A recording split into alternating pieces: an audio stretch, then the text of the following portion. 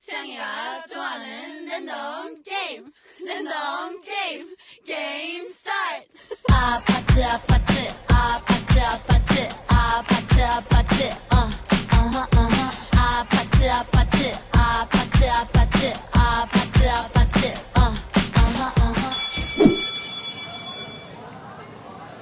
Ano ba yung binabasa mo? Ito, tungkol to sa kulturang popular.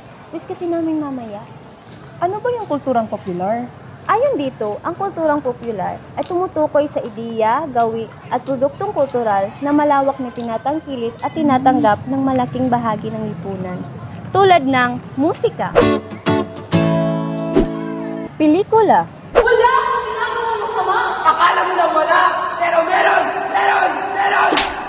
fashion, Let's see, they crunchy, man. Running like a cowgirl in my country. at pagkain.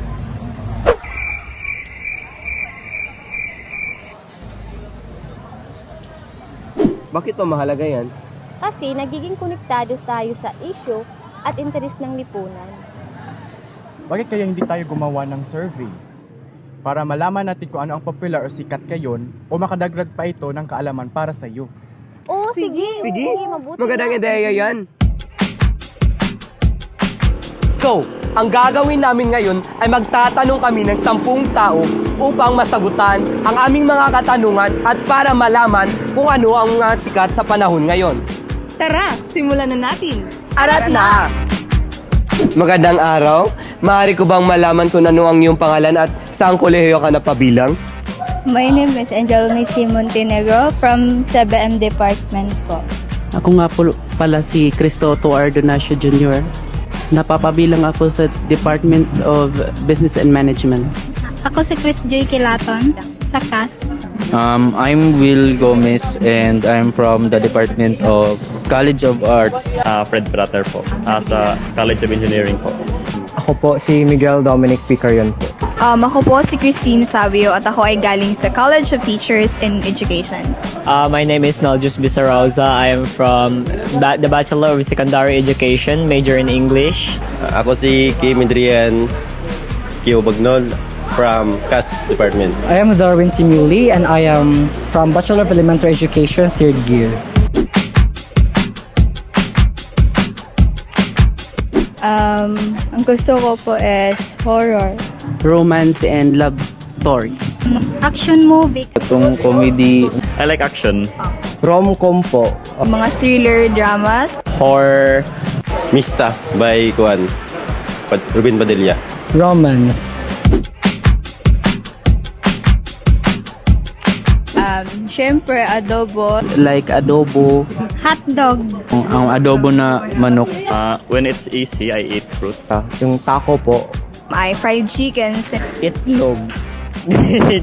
Yung itlog na food. Adobo, manok. Craving always ice cream. Facebook and Messenger. Instagram. Facebook. Mas gamit na to ang Facebook. As an engineering student, it's very prevalent for me to use YouTube. Number 1 talaga is Facebook. Sa magpakatotoo lamang ay TikTok. Messenger dahil sa pag-update. Hala! Messenger, siyempre. Instagram. I like photos and reels that we watch. Narito ang mga natuklasan mula sa aming survey at ang koneksyon nito sa kulturang popular.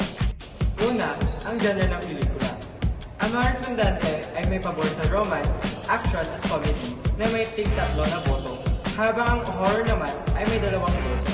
Pinapakita nito na ang interes sa masaya at positibong kwento labang na bahagi ang kulturang popular ngayon.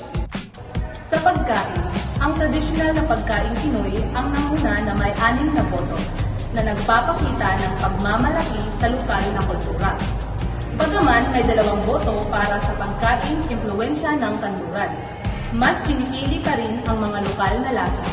Social media apps, ang Facebook o Messenger ang pinaka-popular na may 4 na boto na nagpapakita ng halaga ng komunikasyon. Ang Instagram at TikTok naman ay may tig 2 na nagmumukha ng interes at visual content na mahalaga sa kulturang popular. Ang survey ay nagpapakita ng pagkakakilanlan ng mga respondents sa kanilang kulturang Pinoy sa kabila ng impluwensya ng modernong ideya at banyagang kultura. Maraming salamat!